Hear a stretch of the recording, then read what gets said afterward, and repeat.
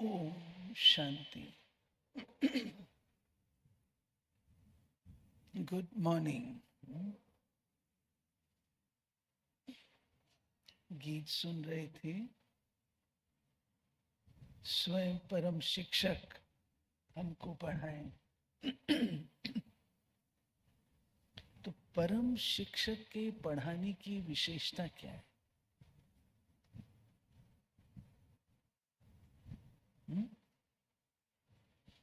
परम शिक्षक के पढ़ाने की विशेषता क्या है?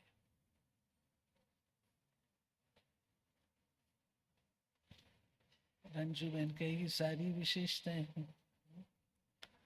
एक विशेषता जो आज बाबा ने अपने अव्यक्त रूप के महावाक्यों के द्वारा बताई है, वो है बाबा हमें अंत तक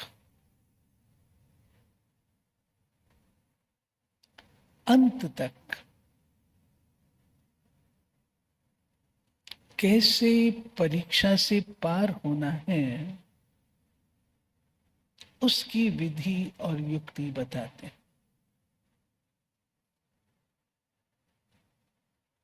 उदाहरण के रूप से माया रावण को तो मार तो दिया, लेकिन उसके बाद जलाना, मारना पर्याप्त नहीं है, उसका पूरा क्रियाक्रम करना जरूरी है।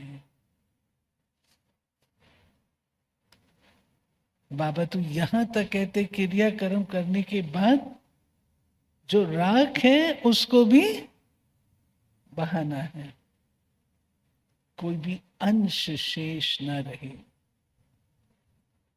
हर सब्जेक्ट में, हर पॉइंट में, हर परिवर्तन की शिक्षा में आप पाएंगे बाबा बहुत गहराई से हमको ले चलते हैं। हम बच्चे ऊपरी सतह पर रहते, लेकिन बाबा अंत तक, वहां तक हमारी पढ़ाई है। क्या कारण है? किसी विकार को जीतने के बाद फिर कभी वो उभर आता है, क्या कारण है?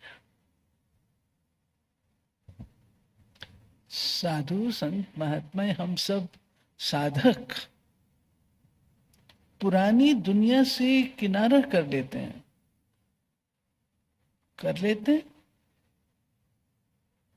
उसके बावजूद भी माया के आकर्षण में कभी प्रभावित हो जाते हैं, साधनों पर प्रभावित हो जाते हैं, फैसिलिटीज पर प्रभावित हो जाते हैं। क्या कारण है? जीता तो सही, छोड़ा तो सही, परंतु उसको समाप्त पूरा नहीं किया। तो आज की बाबा की मुरली है, बाप समान बनना है ना आपको, तो बाप समान में ये सब करना है। योग अग्नि कैसे है? योग लगाना एक चीज है, लेकिन योग अग्नि, और अग्नि द्वारा अपने विकारों को जीतना, कमजोरियों को जीतना, वो है आज की विधि। सुनते हैं बाबा के डायरेक्ट महावाक्य। ये मुरली ओरिजिनल 31 दिसंबर 2005 की है। और आज हम सुन रहे हैं 29 जून 2025। नए वर्ष में अपने पुराने संस्कारों को योग अग्नि में भस्म कर ब्रह्मा बाप समान त्याग, तपस्या और सेवा में नंबर 1 बनो।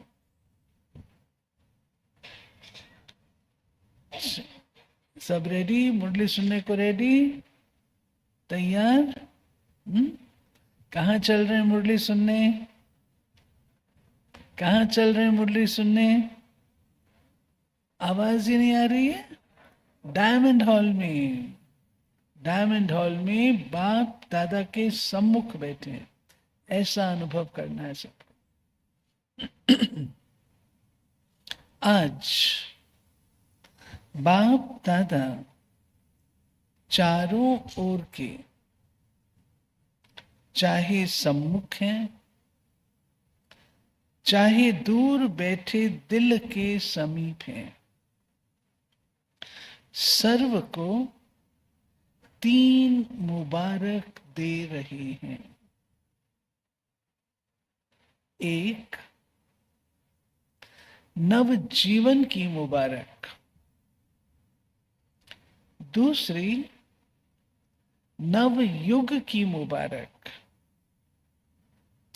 तीसरी, आज के दिन वर्ष की मुबारक। नया वर्ष आ रहा ना, आप सभी भी नए वर्ष की मुबारक देने और मुबारक लेने आए हो। वास्तव में सच्ची दिल की खुशी की मुबारकें आप ब्राह्मण आत्माएं लेते भी हो और देते भी हो। आज के दिन का महत्व है। क्या महत्व है आज के दिन का? बोलो, आज के दिन का क्या महत्व है? 31 दिसंबर है। रजनी दीदी और बोलो, आज के दिन का महत्व। उमा बेन, हाँ सुनो, बाबा ने तो 2 शब्द बोले बस। विदाई भी है और बधाई भी है। पुराने वर्ष की विदाई है, नए वर्ष की बधाई है। विदाई और बधाई का संगम युग है। आज के दिन को कहेंगे संगम का दिन है। संगम की महिमा बहुत बड़ी है। आप सभी जानते हो, संगम युग की महिमा के कारण आजकल पुराने और नए वर्ष के संगम को कितना धूमधाम से मनाते हैं। न्यू ईयर मनाते हैं ना, रात को 12 बजे तक जागेंगे, पार्टी करेंगे, 1-2 को बधाई देंगे। बस एक दिन, वो थोड़ा सा समय, उसके बाद बाबा कहते हैं संगम युग की महिमा के कारण ही इस पुराने नए वर्ष के संगम की महिमा है। जहां 2 नदियां मिलती हैं, संगम होता है, उनकी भी महिमा है। इलाहाबाद में है ना, जहां नदी सागर का संगम होता है, उसकी भी महिमा है, गंगा सागर का मेला। लेकिन सबसे बड़ी महिमा इस संगम युग की, पुरुषोत्तम युग की है, जहां आप ब्राह्मण भाग्यवान आत्माएं बैठे हो। ये नशा है ना, नशा है? ढीले ढीले बोल रहे हो, नशा है, नशा है। हम कितने भाग्यशाली हैं। अगर आपसे कोई पूछे आप किस समय पर हो, तो क्या कहते हो? कलयुग में रहते हो या सतयुग में रहते हो? नरेंद्र भाई, संगम पर। तो क्या फलक से कहेंगे? हम इस समय पुरुषोत्तम संगम युग में रहते हैं। आप कलयुगी नहीं हो, संगम युगी हो। और इस संगम युग की विशेषता, विशेष महिमा क्यों है? इस संगम की महिमा क्यों है डॉक्टर मीनू? क्योंकि भगवान और बच्चों का मिलन होता है, मेला होता है, मिलन होता है, जो किसी भी युग में नहीं होता। तो मेला मनाने आए हो ना आप? मिलन मेला मनाने के लिए कहां कहां से आए हो? कभी स्वप्न में भी सोचा था कि ड्रामा में मुझ आत्मा का ऐसा भी भाग्य नूदा हुआ है? आत्मा का परमात्मा से मिलने का भाग्य था और है। बाप भी हर एक बच्चे के भाग्य को देख हर्षित होते हैं। बाप भी हर बच्चे के भाग्य को देख हर्षित होते हैं। वाह भाग्यवान बच्चे, वाह! अपने भाग्य को देख दिल में अपने प्रति वाह, मैं वाह, वाह मेरा भाग्य, वाह वाह मेरा बाबा, वाह वाह मेरा ब्राह्मण परिवार, वाह! ये वाह वाह के गीत ऑटोमेटिक दिल में गाते रहते हो ना? अभी जवाब दो सुरेश भाई, हाँ? ऑटोमेटिक गीत गाते रहते हो ना? वाह मेरा भाग्य, वाह ब्राह्मण परिवार। ब्राह्मण परिवार भी तो प्यारा लगना चाहिए ना? तो आज इस संगम के समय अपने अंदर सोच लिया है कि किस किस बात को विदाई देनी है। आज भट्टी वाले बैठे हैं ना, तो सोचा है किस किस बात को विदाई देनी है?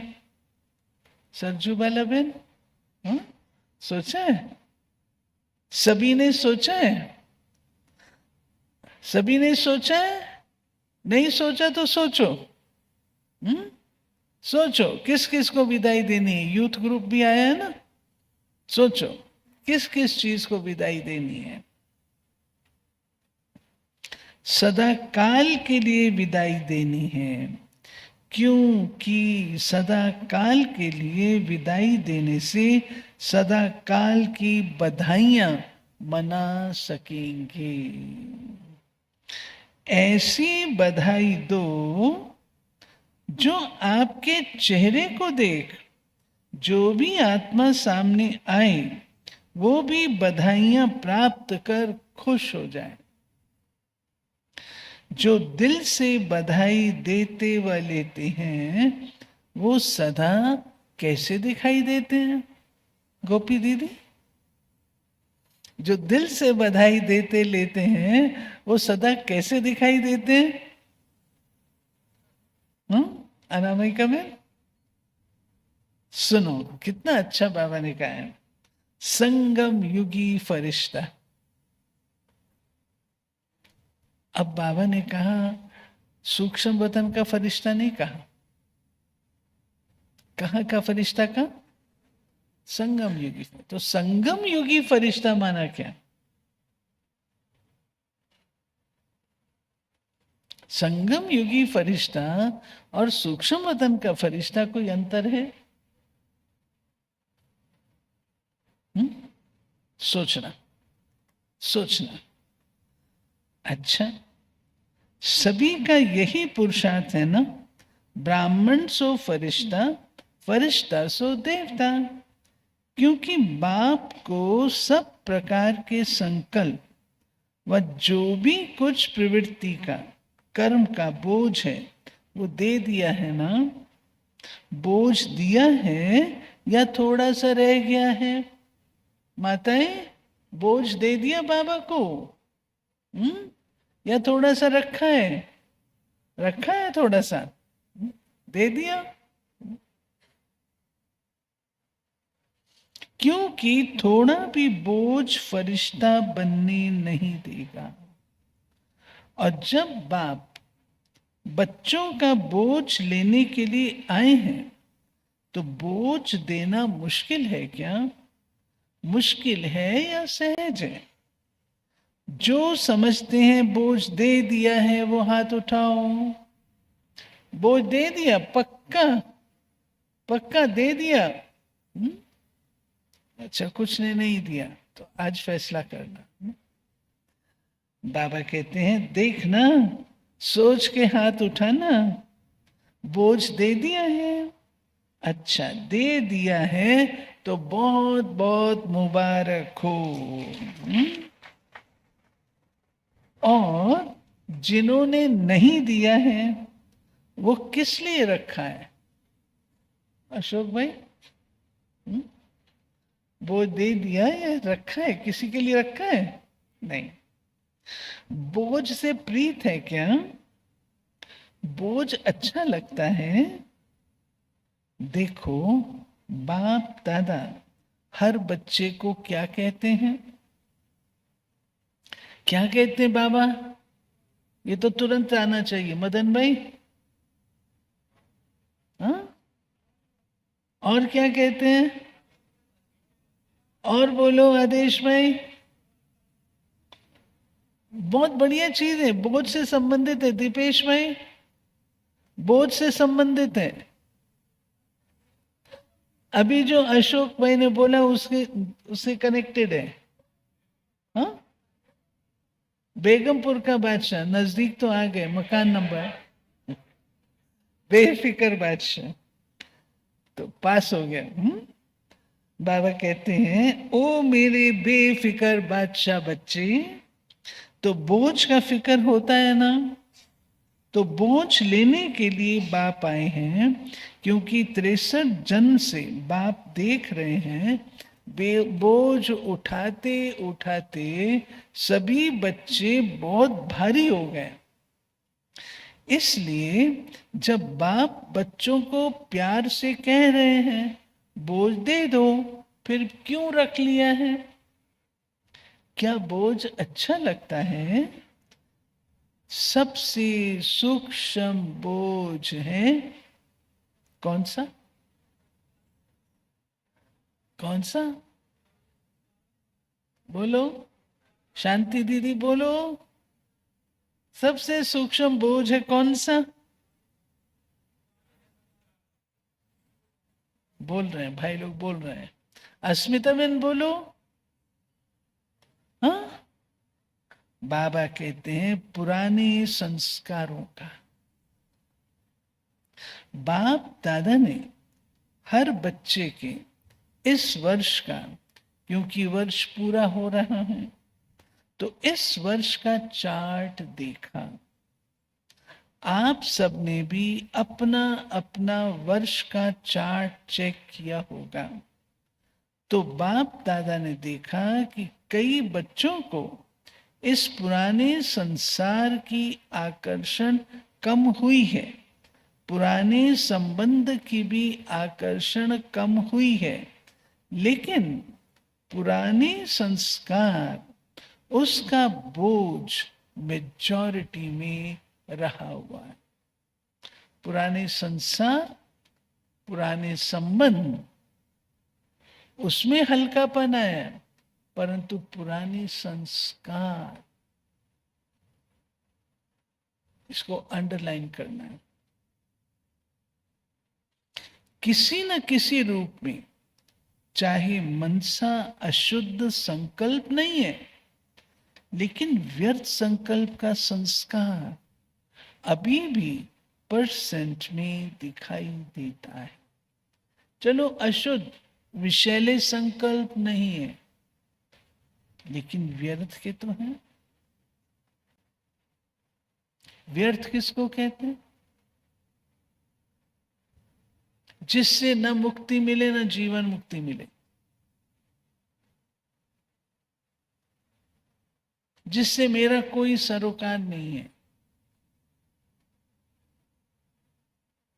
जिसके बारे में कुछ नहीं कर सकते, पास्ट के संस्कार कुछ नहीं कर सकते, पास्ट की बातें कुछ नहीं कर, बीत गया ना। तो व्यर्थ चिंतन करने के संस्कार बाबा कहते हैं अभी भी रहे, वाचा में भी दिखाई देता है, संबंध संपर्क में भी कोई न कोई संस्कार अभी भी दिखाई देता है।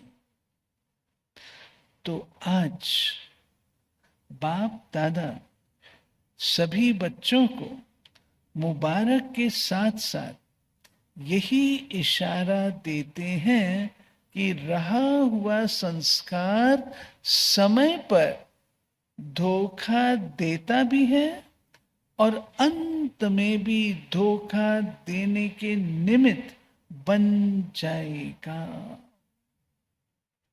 इसीलिए आज संस्कार का संस्कार करो। हर एक अपने संस्कार को जानता भी है, छोड़ने चाहता भी है, तंग भी है, लेकिन सदा के लिए परिवर्तन करने में तीव्र पुरुषार्थी नहीं है। पुरुषार्थ करते हैं लेकिन तीव्र पुरुषार्थी नहीं। कारण तीव्र पुरुषार्थ क्यों नहीं होता? कारण यही है, जैसे रावण को मारा भी, सिर्फ मारा नहीं जलाया भी, ऐसे मारने के लिए पुरुषार्थ करते हैं। थोड़ा बेहोश भी होता है संस्कार, लेकिन जलाया नहीं तो बेहोशी से बीच बीच में उठ जाता। इसके लिए पुराने संस्कार का संस्कार करने के लिए इस नए वर्ष में योग अग्नि से जलाने का दृढ़ संकल्प का अटेंशन रखो। भी सभी स्पेशल भट्टी में बैठे हैं ना, सब भट्टी में बैठे हैं ना, सभी कोई ना कोई स्पेशल प्रोग्राम पर आए हुए हैं ना। तो बाबा कहते लक्ष्य रखो। क्या लक्ष्य रखो? पुराने संस्कारों का संस्कार करना। बाबा कह रहे हैं सेवा की बात तो अलग है। नहीं, एक मिनट। इसके लिए पुराने संस्कार का संस्कार करने के लिए नए वर्ष में योग अग्नि से जलाने का दृढ़ संकल्प का अटेंशन रखो। पूछते हैं ना इस नए वर्ष में क्या करना है? सेवा की बात अलग है, लेकिन पहले स्वयं की बात है। योग लगाते हो, बाप दादा बच्चों को योग में अभ्यास करते हुए देखते हैं। बाबा कहते बच्चे बैठते हैं, देखता हूं मैं। अमृत वेले भी बहुत पुरुषार्थ करते हैं, लेकिन योग तपस्या तप के रूप से नहीं करते। बाबा ने हमारी कमजोरी निकाली। योग में बैठते हैं, योग करते हैं, लेकिन योग एक तप है, तप के रूप से नहीं करते।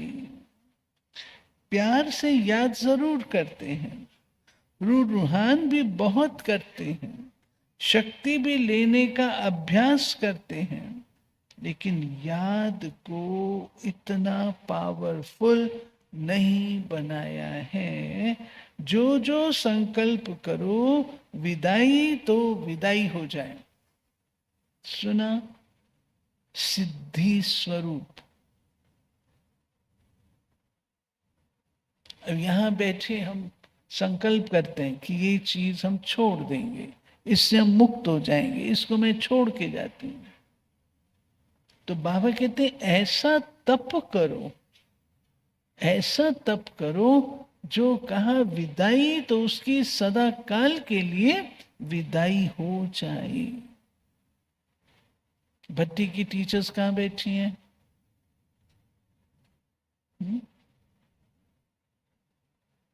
भट्टी की रिस्पॉन्सिबल रजनी दीदी, बाबा कह रहे हैं ना, इस पर समय देना। आज योग तप के रूप से करे। प्यार बाबा कहते वो भी मैं सुनता हूं और सब सुनता हूं, रूहान भी सुनता हूं, लेकिन तप के रूप से योग। कहा विदाई तो विदाई हो जाए। बाबा कहते हैं योग को योग अग्नि के रूप में कार्य में नहीं लगाते, इसलिए योग को पावरफुल बनाओ। एकाग्रता की शक्ति विशेष संस्कार भस्म करने में आवश्यक है। जिस स्वरूप में एकाग्र होने चाहो, जितना समय एकाग्र होने चाहो, ऐसी एकाग्रता संकल्प किया और भस्म। इसको कहा जाता है योग अग्नि। नाम निशान समाप्त। मारने में फिर भी लाश तो रहता है ना, भस्म होने के बाद नाम निशान खत्म। इस वर्ष योग को पावरफुल स्टेज में लाओ। जिस स्वरूप में रहने चाहो, मास्टर सर्वशक्तिवान ऑर्डर करो। समाप्त करने की शक्ति आपके ऑर्डर से नहीं माने, ये हो नहीं सकता। बाबा इतना वरदान दे रहा है, आप ऑर्डर करो और आपका कहना न माने, ये हो नहीं सकता। ये कितना बड़ा वरदान बाबा ने हम बच्चों को दिया है। समझ में आया वरदान? वरदान समझ में आया? आज बड़ी डल बैठे हो सब, ठंडे ठंडे बैठे हो। समझ में आया? बाबा ने ऐसा वरदान दिया है कि अगर आप चाहो और वो हो ना सके, ये हो नहीं सकता। कितना बड़ा वरदान है। जो चाहो सो कर सकते हो। आपका बोल, आपका संकल्प खाली नहीं जाएगा। कितना जबरदस्त वरदान।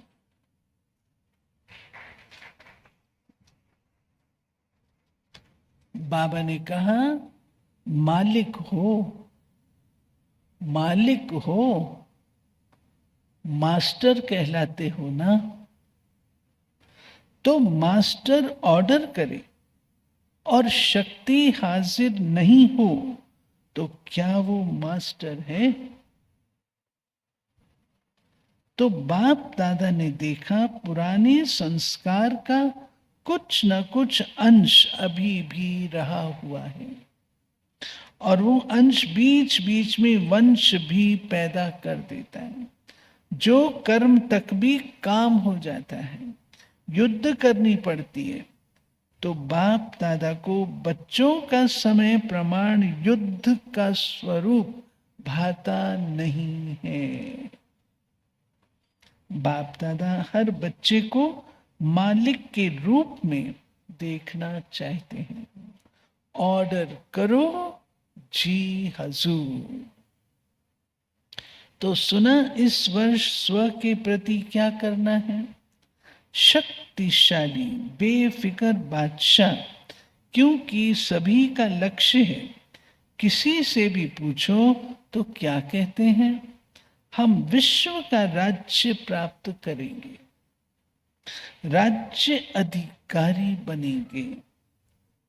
अपने को राजयोगी कहलाते हो, प्रजा योगी है क्या?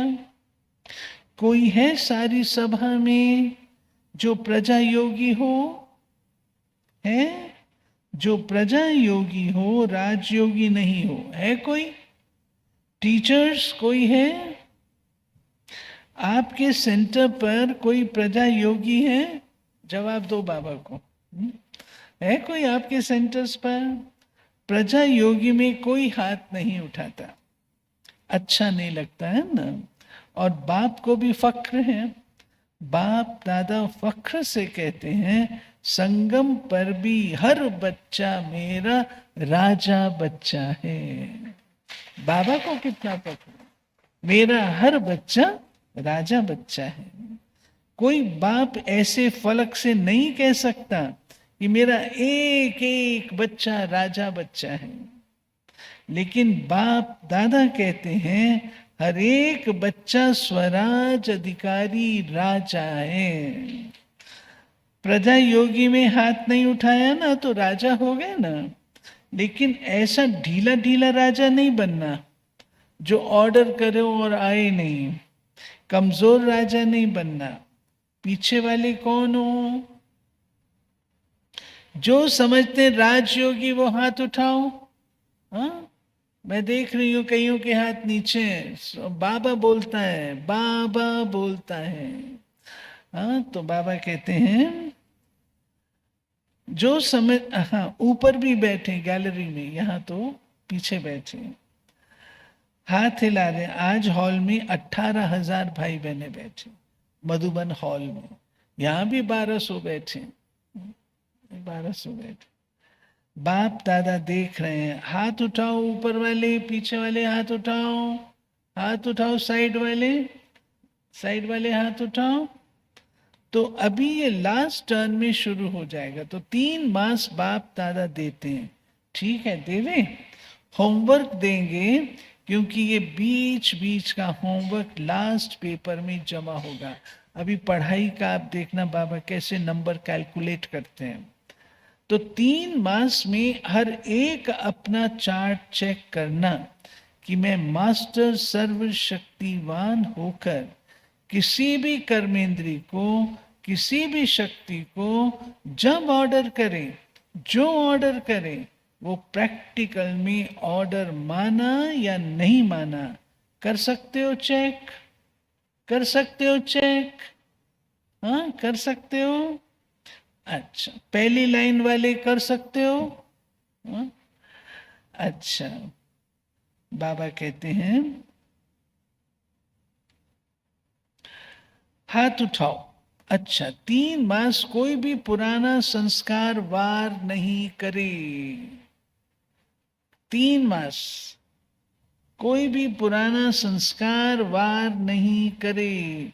ओआरसी हाथ उठाओ। हाँ, हाथ उठाओ, हाथ उठाओ, शाबाश। 3 मास का व्रत रखो, कोई पुराना संस्कार वार ना करे। अच्छा, 3 मास कोई भी पुराना संस्कार वार, अलबेले नहीं बनना, रॉयल अलबेलापन नहीं लाना। हो जाएगा, कर लेंगे।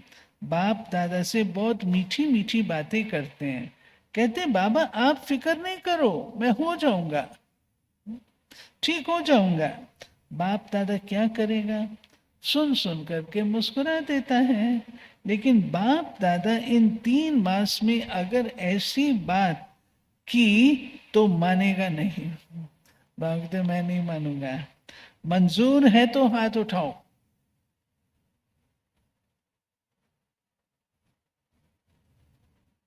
जिनके हाथ नहीं उठ रहे तो ना मंजूरी।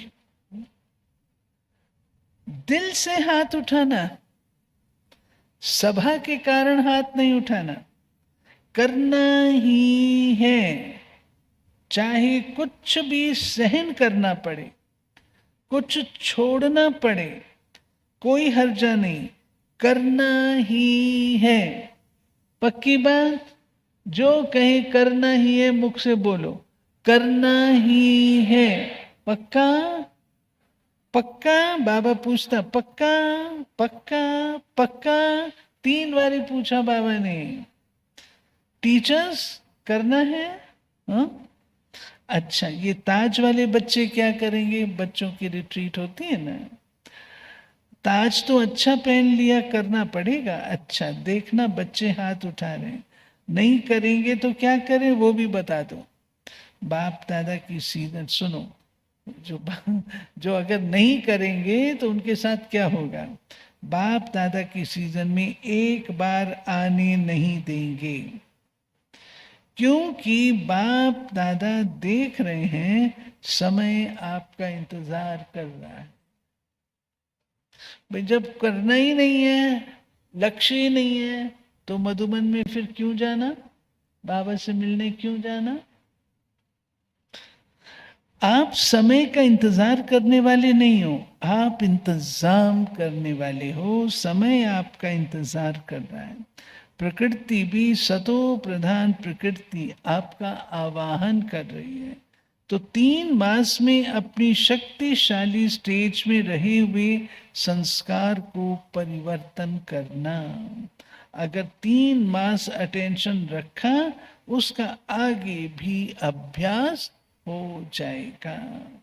एक बारी परिवर्तन की विधि आ गई तो बहुत काम में आएगा। समय का आप इंतजार नहीं करो, कब विनाश होगा, कब विनाश होगा, सब रूहान में पूछते हैं, बाहर से नहीं बोलते लेकिन अंदर बात करते हैं। पता नहीं कब विनाश होगा, 2 साल में होगा, 10 साल में होगा, कितने साल में होगा। आप क्यों समय का इंतजार करो, समय आपका इंतजार कर रहा है। बाप से पूछते तारीख बता दो, थोड़ा सा वर्ष तो बता दो, 10 वर्ष लगेंगे, 20 वर्ष लगेंगे, कितने वर्ष लगेंगे। बाप दादा बच्चों से प्रश्न पूछते हैं। बच्चों ने कहा कितने वर्ष बाबा बता दो, तो बाप दादा बच्चों से प्रश्न पूछते हैं। आप सब बाप समान बन गए हो, जवाब दे दो। बन गए हो, बन गए हो तो विनाश हो जाएगा। बाबा कहते हैं पर्दा खोले, कि पर्दा खोलेंगे तो कोई कंघी कर रहा है, कोई फेस को क्रीम लगा रहा है। अगर एवर रेडी हो, संस्कार समाप्त हो गए, तो बाप दादा को पर्दा खोलने में क्या देरी लगेगी। एवर रेडी तो हो जाओ ना। हो जाएंगे, हो जाएंगे कह के बाप को बहुत समय खुश किया। अभी ऐसा नहीं करना, होना ही है, करना ही है, बाप समान बनना है। इसमें तो सभी हाथ उठा देते, उठाने की जरूरत नहीं। ब्रह्मा बाप को देखो, साकार में तो ब्रह्मा बाप को फॉलो करना है ना। ब्रह्मा बाप ने त्याग, तपस्या और सेवा लास्ट घड़ी तक साकार रूप में प्रैक्टिकल दिखाया। अपनी ड्यूटी शिव बाप द्वारा माँ वाक्य उच्चारण की ड्यूटी लास्ट दिन तक निभाई। ब्रह्मा बाबा ने अपना रथ दिया था ना शिव बाबा को, तो लास्ट दिन तक निभाई। जब मैंने ये लाइन पढ़ी तो मुझे याद आया, मम्मा ने भी लास्ट घड़ी तक अपनी सेवा की ड्यूटी निभाई। लास्ट मुरली याद है ना, 3 शब्द का वरदान याद है, निराकारी, निर्विकारी, निरंकारी। जिसको याद है वो हाथ उठाओ। शाबाश, अच्छा सभी को याद है, मुबारक हो। त्याग भी लास्ट दिन तक किया, अपना पुराना कमरा नहीं छोड़ा। बच्चों ने कितना प्यार से ब्रह्मा बाप को कहा, लेकिन बच्चों के लिए बनाया, स्वयं यूज नहीं किया। और सदा 2:30-3 बजे उठकर स्वयं प्रति तपस्या की, संस्कार भस्म किए, तब कर्मातीत अव्यक्त बनी, फरिश्ता बनी। जो सोचा वो करके दिखाया। कहना, सोचना, करना तीनों समान। फॉलो फादर, लास्ट तक अपने कर्तव्य में पूर्ण रहे। पत्र भी लिखे, कितने पत्र लिखे, 100 पत्र लिखे। सेवा भी नहीं छोड़ी। फॉलो फादर, अखंड महादानी, महादानी नहीं, अखंड महादानी। का प्रैक्टिकल रूप दिखाया अंत तक। लास्ट तक बिना आधार के तपस्वी रूप में बैठे, आंखों में चश्मा नहीं डाला। ये सूक्ष्म शक्ति है, निराधार। शरीर पुराना है, दिन प्रतिदिन प्रकृति हवा पानी दूषित हो रहा है, इसलिए बाप दादा आपको कहते नहीं है क्यों आधार लेते हो, क्यों चश्मा पहनते हो। पहनो, भले पहनो, लेकिन शक्तिशाली स्थिति जरूर बनाओ। सारे विश्व का कार्य समाप्त किया। बाप दादा आपसे प्रश्न पूछता है, आप सभी संतुष्ट हो कि विश्व कल्याण का कार्य पूरा हो गया है? जो समझते हैं विश्व कल्याण का कार्य समाप्त हो गया, वो हाथ उठाओ। एक भी नहीं तो कैसे कहते हो विनाश होगा? आंसर मिला विनाश का? काम तो पूरा किया नहीं। तो बाबा कहते पहले काम पूरा करो। अच्छा, चारों ओर के सदा उमंग उत्साह में आगे बढ़ने वाले, सदा हिम्मत से बाप दादा की पदम गुणा मदद के पात्र बच्चों को सदा विजयी रत्न हैं। हर कल्प में विजयी बने थे, अब भी हैं, और हर कल्प में विजयी हैं ही हैं। ऐसे विजयी बच्चों को सदा एक बाप, दूसरा न कोई, न संसार की आकर्षण न संस्कार की आकर्षण, दोनों आकर्षण से मुक्त रहने वाले सदा बाप समान बच्चों को बाप दादा का याद प्यार और नमस्ते। हम रूहानी बच्चों की रूहानी बाप को नमस्ते। अच्छा, मीठे मीठे सिक्के रूहानी बच्चों पे रूहानी बाप दादा का याद प्यार और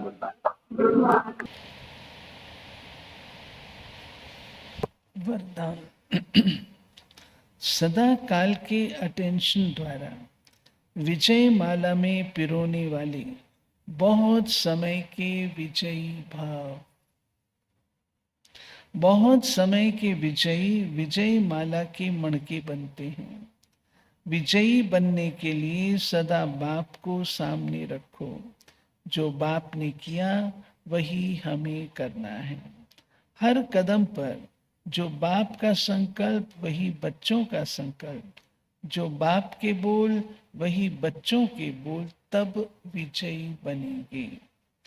ये अटेंशन सदा काल का चाहिए, तब सदा काल का राज्य भाग्य प्राप्त होगा। क्योंकि जैसा पुरुषार्थ वैसी प्रारब्ध है।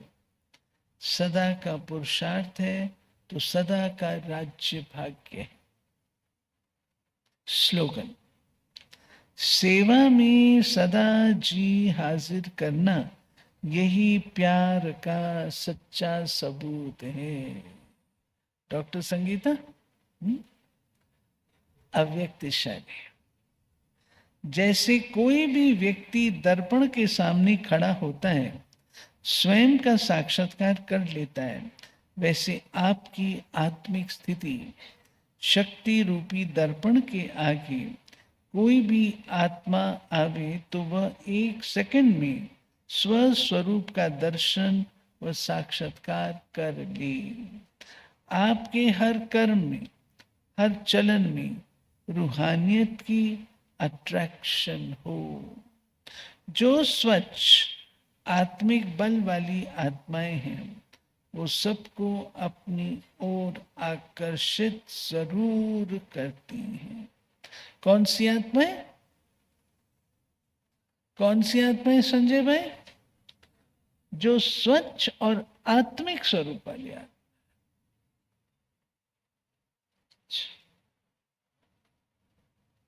मम्मा की पॉइंट्स चल रही है ना। आज है 29। अपने पन के गुण द्वारा संगठन की शक्ति का संचार। मम्मा ने सबको अपनेपन का स्नेह दिया, सबको साथ लेकर चलने की उनमें कुशल कला थी। सहज रूप से माँ के जो संस्कार होते हैं वे उनके अंदर पूर्ण रूपेण थे। उनको देखते ही हर एक को स्वाभाविक रूप से माँ की भासना आती थी। उन्होंने हर एक की जरूरतों को बिना मांगे पूरा किया।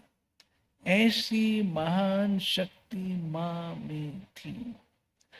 हम सभी मम्मा की तरह सबको अपना माने। अपना मानना और अपनेपन का अनुभव कराना, यही मातृत्व शक्ति है। अपना बनाना, अपनेपन का अनुभव कराना। किसी किसी से हम कहते हैं ना, भाई आपसे बहुत हमको अपनेपन की अनुभूति होती है, और कोई कोई को कहेंगे कि हम मिले तो सही लेकिन अपनापन नहीं लगा, पराया लगा, दूसरा लगा। तो बाबा कहते हैं मम्मा से अपनेपन की अनुभूति अनुभव हो। अच्छा, आज की मुरली से प्रश्न सब दोबारा से खोजिएगा, मुरली पढ़िएगा और इन प्रश्नों को खोजिएगा। बाप दादा बच्चों को कौन सी मुबारकें दे रहे हैं? कितनी मुबारकें मिली? हम ब्राह्मण आत्माओं को किस चीज की लेन देन करनी है? किन दो बातों का संगम युग है?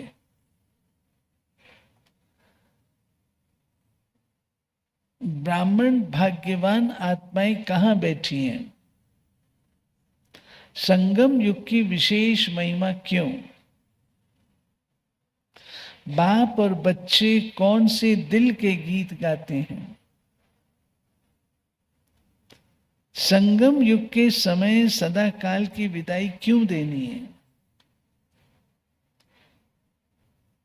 जो दिल से बधाई देते और लेते हैं, वो सदा कैसे दिखाई देते हैं? संगम युगी फरिश्ता। बोझ लेने के लिए बाप क्यों आए हैं?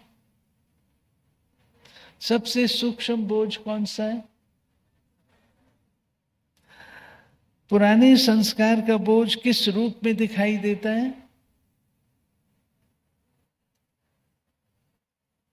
रिपीट कर देती हूं। वाचा के रूप में, व्यर्थ संकल्प के रूप में, संबंध संपर्क में कोई ना कोई संस्कार के रूप में। बाप दादा ने सभी बच्चों को कौन सा इशारा दिया? नए वर्ष में किस बात का अटेंशन रखना है? योग अग्नि किसे कहा जाता है? योग अग्नि किसे कहा जाता है? जिस स्वरूप में जितना समय एकाग्र होने चाहो, ऐसी एकाग्रता संकल्प किया और भस्म। बाप दादा हर बच्चे को किस रूप में देखना चाहते हैं? कौन सा चार्ट चेक करना है? विजय माला के मणके कौन बनेंगे? कौन बनेंगे? जो बहुकाल के विजयी होंगे। सदा काल का राज्य भाग प्राप्त करने का पुरुषार्थ क्या है?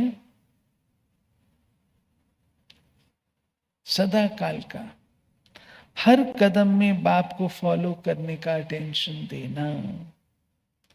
प्यार का सच्चा सबूत,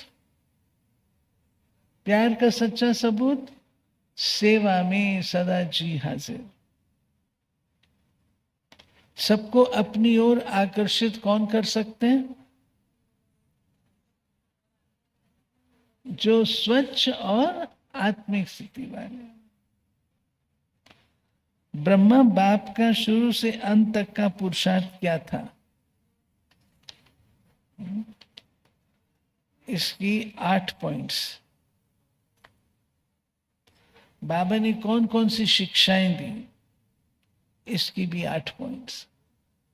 मुरली का अध्ययन करिएगा पुनः, ठीक है, फिर से पढ़ेंगे मुरली तो अंडरलाइन हो जाए। अच्छा, हम सबके बीच में गोपी दीदी आई हुई है, तो गोपी दीदी सबसे मिलेगी, थोड़ा समय क्लास कराएंगे, 1 मिनट। और हम सबके मध्य में आदरणीय भाई साहब भी आए हुए हैं, सबको पता है ना? आदरणीय ब्रिजमन भाई भी आए हुए हैं, पता है नहीं पता? पता है। तो मैंने भाई साहब से रिक्वेस्ट की है, भाई साहब रोज हमको एक प्रेरणा आपने देनी है। तो आज भाई साहब ने आज के दिन के लिए जो प्रेरणा लिखी है, ये देखो, ये लिखी है भाई साहब ने, लिख करके बताते हैं। बोल नहीं सकते हैं ना, तो लिख के बताते हैं। सुनो, बहुत अच्छी है। साधारण दिन चर्चा में, साधारण दिनचर्या में, साधारण दिनचर्या में हम अचानक बहुत काल और एवर रेडी को इतना महत्व नहीं देते। बहुकाल जुड़ता है और एवर रेडी उसको इतना महत्व नहीं देती। इसलिए ब्राह्मणों की कोई चाल साधारण नहीं हो, कोई बात ब्राह्मणों की, इसलिए ब्राह्मणों की कोई भी बात साधारण नहीं होनी चाहिए। सुना? ब्राह्मणों की कोई भी बात साधारण नहीं होनी चाहिए, इस पर ध्यान खिंचवाएं। छोटी हो या बड़ी, एक्टर की तरह हमारा हर एक्ट विशेष हो। इसमें स्पेशल पॉइंट है, जब मैंने पढ़ा तो स्पेशल पॉइंट है। एक्टर की तरह पार्ट प्ले करना, ये तो हम सब कहते हैं, एक्टर की तरह पार्ट प्ले करना है। परंतु भाई साहब कह रहे हैं, बाबा की बात है, ध्यान खिंचा रहे हैं, आप एक्टर हो लेकिन आपकी एक्टिंग विशेष होनी चाहिए। एक्टर हो लेकिन विशेष एक्टिंग होनी चाहिए। विशेष में ये सब बातें आ जाएंगी ना, रूहानियत, अलौकिकता, आत्मिक स्थिति, स्वच्छता, ये सब चीज़ें उसमें आ जाएंगी। ठीक है, याद रहेगी? फिर से पढ़ूं। दिनचर्या को साधारण नहीं बिताना है, बहुकाल को और एवर रेडी को ध्यान पर रखना है। हमारी चाल साधारण नहीं होनी चाहिए, और चाहे छोटी एक्टिविटी हो या बड़ी हो, कोई भी एक्टिविटी हो, वो एक्टिंग हमारी विशेष होनी चाहिए। ओके, ओम शांति।